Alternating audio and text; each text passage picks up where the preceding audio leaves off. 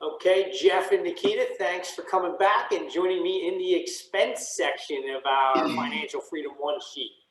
And as we've done in the other sheets, Jeff is going to walk us through this sheet and explain what the different things are. And then Nikita and I are going to do our best to actually fill it out. The expense tab is where you're going to enter all of your monthly expenses and all of your monthly loan payments. This sheet has been broken down into different expense categories and loan categories. So it's going to help you walk you through all the various expenses you may or may not have. This tab is where you're going to spend most of your time because there is a lot of different expenses one typically has. The best way to fill this out, and we do have another video on that, is to look at your monthly bank statements and your monthly credit card statements and get an idea of what your monthly expenses are or your monthly loan payments. You're going to see them clearing your bank accounts. You're going to see them on your credit card statement. Another area that you should keep in mind when filling this out is to err on the side of increasing your expenses. So for instance, say you're looking at your bank statements and you see that, oh, you only went out one time this month and you spent $50, but you typically go out 2 or 3 times. You should err on the side of a higher expense amount when filling out this sheet. So if you spent $50, but you really know you spend $100, $150 per month on restaurants, use the higher number when filling out this sheet. So again, overestimate in that area. So there's a lot of different categories as you fill out this sheet. Just do your best to estimate and capture all of those expenses. And if you only travel once or twice a year, do your best to estimate, your total travel expense and other expenses that you may only have once or twice a year. All right, that is perfect. Nikita, you're not intimidated, right? No. Yes, I am. Yeah. All right. This is the intimidating part. This is where you have to kind of be real with yourself and you got to put it all down. All right. Well, we're going to do it. Okay. Number 1, what is your mortgage payment? For the primary property, $1,500. And does that include taxes and insurance? Yes. Jeff, do you want it in with taxes and insurance?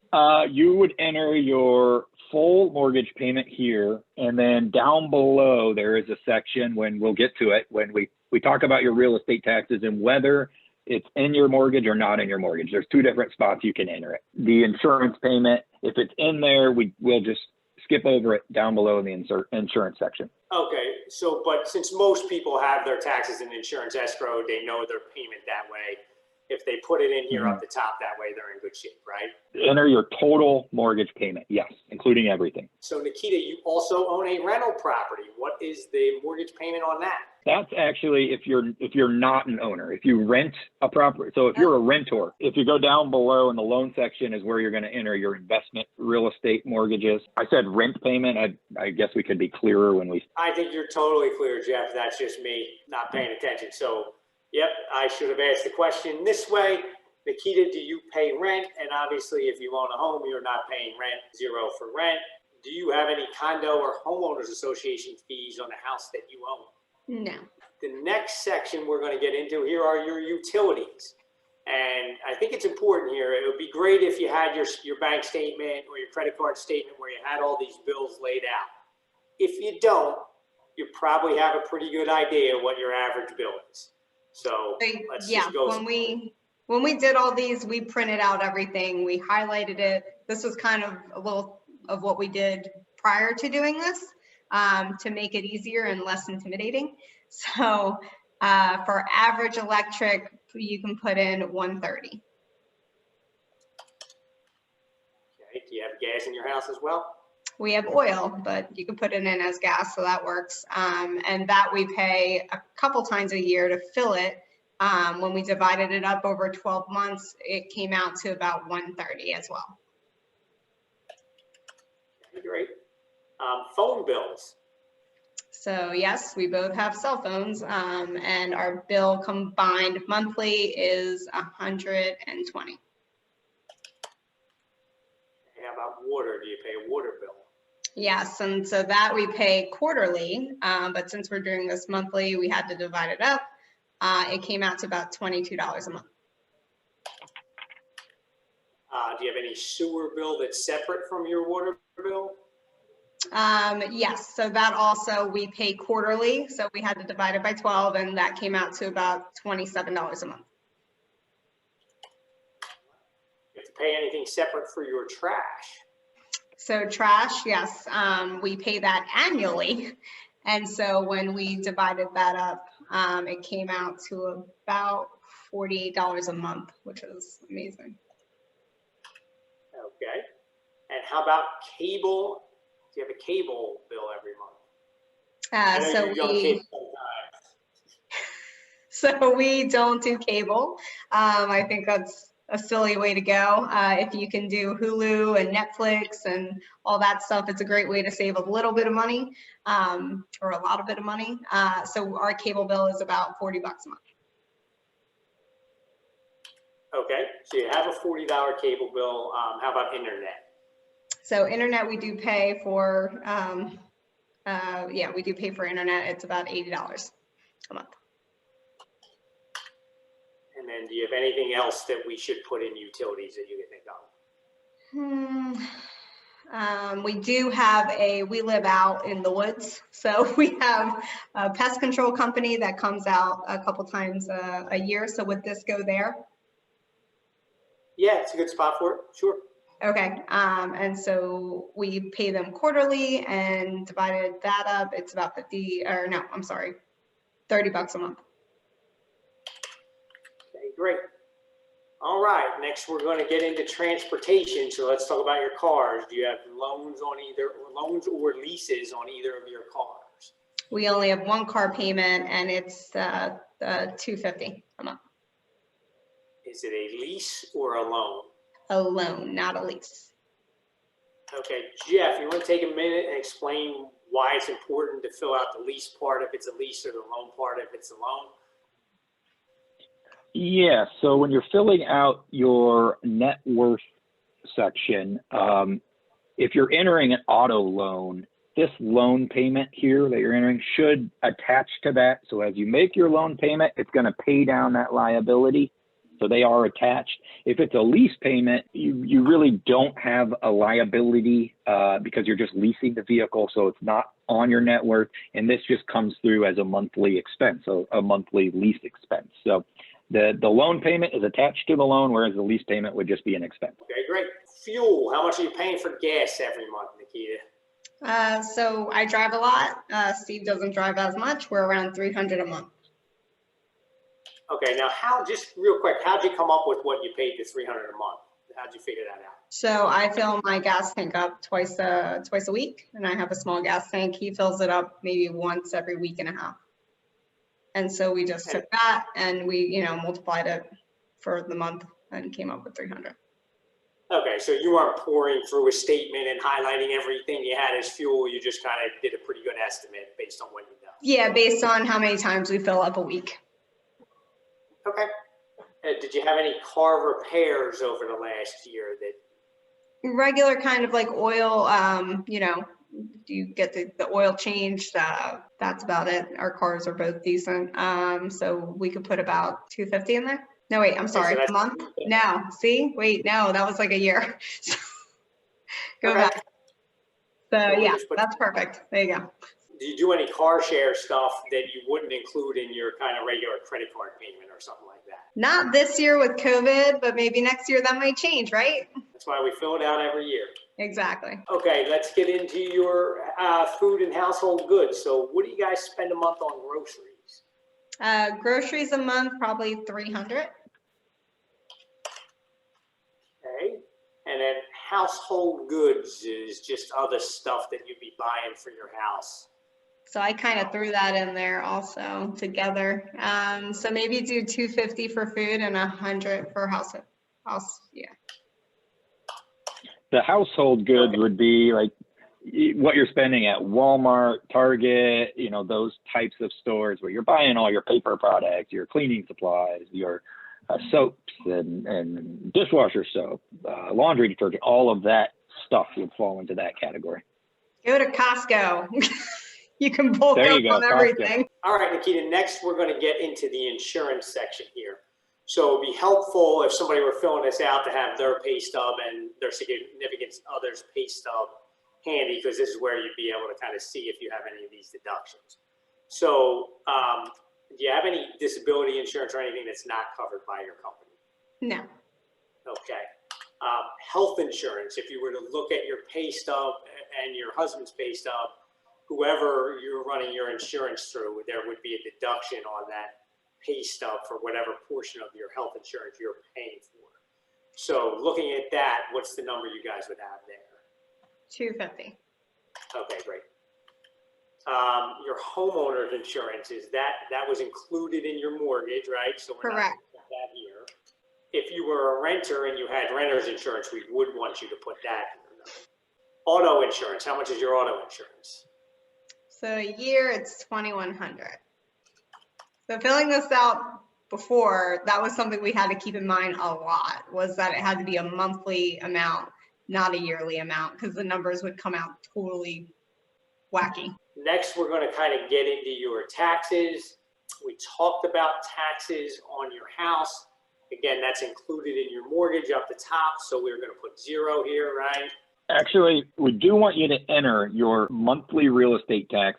So if it's in your mortgage, you're going to want to enter that here. If you were paying it outside of your mortgage, you would enter it right below that. Your mortgage payment is, I think it was $1,500 a month, so that includes taxes. Do you know what you pay in real estate taxes annually? And then you divide it by 12, enter that amount here. Annually, the taxes annually are about 4,200. So that's that property, and then we're not worried about the rental property, right, Jeff? Correct. Okay, so why, Jeff, do we want to fill out the taxes here if it's in the mortgage and the taxes here if it's outside? Because your mortgage is attached to a loan, and you'll enter the loan amount on your existing real estate tab. So if you pay $1,500 a month for your mortgage payment, we need to know or estimate what portion of that is actually paying down the mortgage. And if a chunk of the $1,500 is going toward real estate, there's not going to be that portion available to pay down your loan, the actual loan piece of your mortgage. So that's why we're backing it out here, so then we can calculate what's being paid down on your actual mortgage each year. Now we're going to get into your, what we're calling forced savings, and that's really kind of your retirement accounts, so, and any life insurance, that kind of stuff. So do you put anything into your 401k, either you or Steve? $150 a month. Okay. How about whole life insurance? You said you had some whole life insurance, which would build that cash value. Yep, we $500 a month. Okay, and then they don't have any Bitcoin. We talked about that. And you put any money into stocks, bonds, and mutual funds on a monthly basis? $50 a month. Okay. Now let's get into having some fun. Let's talk about our entertainment. How much you're spending on going to the movies and that kind of stuff every month? 0. All right, how about games, video games, different stuff that you might buy? We are not gamers, so 0. All right, restaurants and meals. Oh boy, 300 a month. Okay, how about like sporting events? You guys going to a couple of sporting events or concerts or that kind of stuff? So this year, no, but we'll probably change that next year. All right, so this year's a saving year. Yes. Cultural events, are you a museum person? I do like museums, but everything's really closed this year, so we're going to save on that too. All right. How about books? Are you a book person? Are you guys buying books? I do like books, so probably a month we spend $40 a month. An Audible and hardcover. Okay. How about travel? Travel, we have done a little bit of traveling this year, so we can put in there if we. So this is where, when I was filling it out, again, keeping it to a monthly expense was a little difficult because we had to kind of estimate how much those trips actually cost and then, divide it up. So I think we put it in something around like $250 in there a month. Okay. And then that shows that you're spending $3,000 right over here on vacations. Okay, great. Any other social events or anything else that you think you're spending money? I mean, we had some work happy hours where I had to spend a little bit of money to, so we put like $50 a month. Okay, well, and you know, like something else that you might be putting in there is like, hey, I go to 2 weddings a year and then I gotta write a $200 check every time, you know, or whatever that is. So, you know, if we put in $50 a month, that's $600 a year, that covers a couple weddings and some other things, right? Yep. Okay, how about tuition? Do you guys have any school loans or anything else, or your kid? Well, this is really your kids, if you have kids that you're paying for them to go to school. Yep, 0 kids. All right, so you're not paying child care, so we're kind of moving on from there. All right, are we buying designer clothes, Nikita? What are we doing? Nah, I mean, I guess you can put in around 200 a month there. Okay. Between the two of us, yeah. All right, Nikita, next we're going to get into the debt pay down section. So you had mentioned before that you don't have any credit cards that have balances on them. No. But you did want to talk a little bit about how you use your credit cards, right? So go ahead and do that, real. Okay, so I use my credit card all the time. I use it over my debit card for a couple reasons. One, if someone hacks your credit card, it's a lot easier to dispute it rather than using your debit card and your actual money being very hard to track down. The other reason is I don't carry a balance on it, so I pay it off at the end of every month. And when I pay it off, I get rewards for using my credit card, so that's also a plus. So use your credit card versus your debit card. As long as you pay it off monthly. Correct. All right, we're all in agreement. All three of us shook our heads, so that is unanimous. Oh, yeah. Okay. Do you have a home equity loan or second mortgage on your house? So if I have a home equity loan, this is only if there's a balance on it, correct? That's correct. So no. Okay, great. And then let's talk about your investment real estate. For your investment real estate, I need your principal and interest only payment, not your taxes and insurance. So it would be $750. Okay, great. All right. Do you have any other personal debt or people that you owe money to? No. Okay. Do you have any student loans, Nikita? Sorry about that. So yes, we have a student loan and we pay $200 a month. Okay. That's That's it. Okay, great. How about charity? Are you giving any money to charity on a monthly basis or yearly basis? $25 a month. Okay. Other household expenses. Do you have any repairs and maintenance on your current house? About $200 a month between everything, yeah. Okay, so I'll just, for purposes of this, I'll just put it there in one field instead of. Okay. Okay. How about like hair, nails, makeup, any of that stuff? So hair, you can put $100 a month.